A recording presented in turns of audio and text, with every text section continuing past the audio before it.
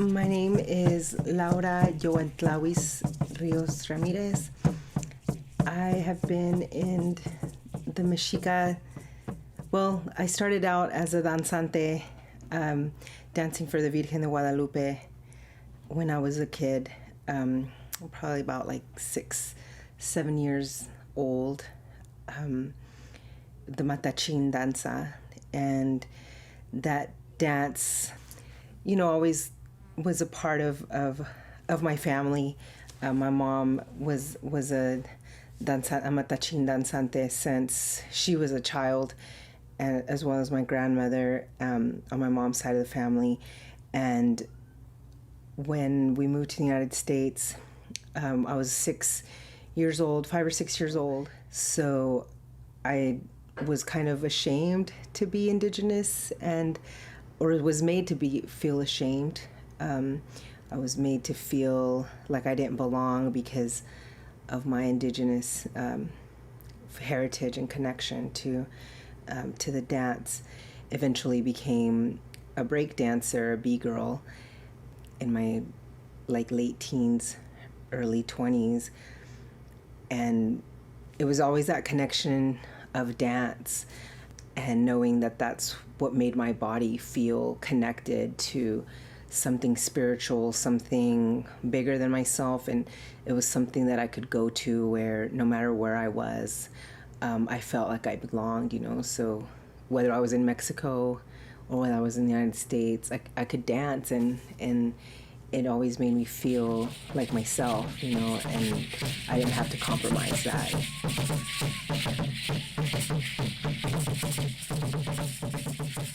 The danza, from my understanding, and everybody has their own connection to it and has been passed down information about its origins in different ways, depending on the lineages that your teachers hold. The danza was always a part of the religion of our ancestors. It's the religion of ancient Mexico. It's part of the agricultural calendar. There was different types of dances that were or dance rituals that had to do with different seasons and different counts on the Aztec or the Tonalama, the Tonalmachiot, what's commonly called the Aztec calendar, and that calendar is an agricultural calendar, so it tells you when to be to pray and how to utilize the dance to raise the vibration of the earth and to yield, a better harvest, to clear out plagues in the fields. So it has a lot of how to summon the rain, just a lot of different things that have always been there, and the Mexica people were a people that uprose from a combination of the Toltecs and the Chichimeca, the Chichimeca coming from Aztlan,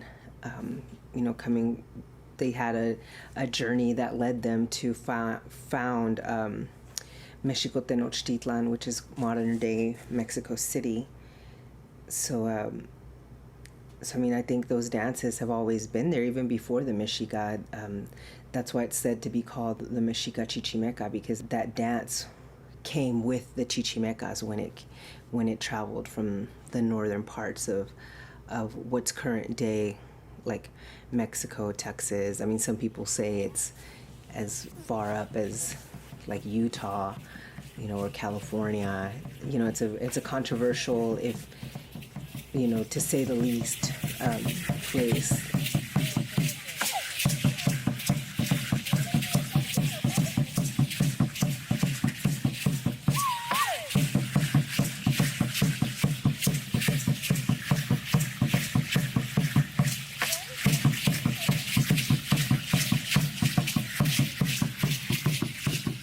Well, the thing about keeping this tradition alive and having pride in our raíces and our roots is it's kind of hard because movies in Hollywood and the mainstream like Apocalipto, 10,000 BC, and it's in the textbooks and the museums. They see the pyramids of Teotihuacan, and they think, oh, that's where they sacrifice humans. They throw the head down the pyramid and this and that. But keeping our culture alive is knowing the truth, knowing what really happened. Getting the perspective from our own ancestors instead of from the Europeans. That make those museums, that hold our sacred items still in the museums, and it's just stereotypes about our people that aren't really comprehended from our point of view. So us telling this story would be different.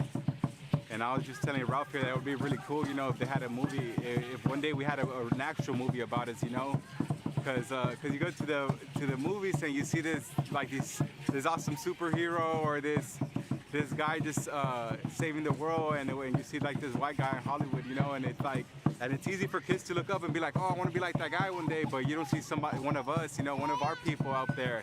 For smaller kids to look up to and to want to be like us, to want to do danza like this when they're old enough, to start off as kids. So when they're our age, then they can be there at the top level, connected with the elements, with the universe and everything around us.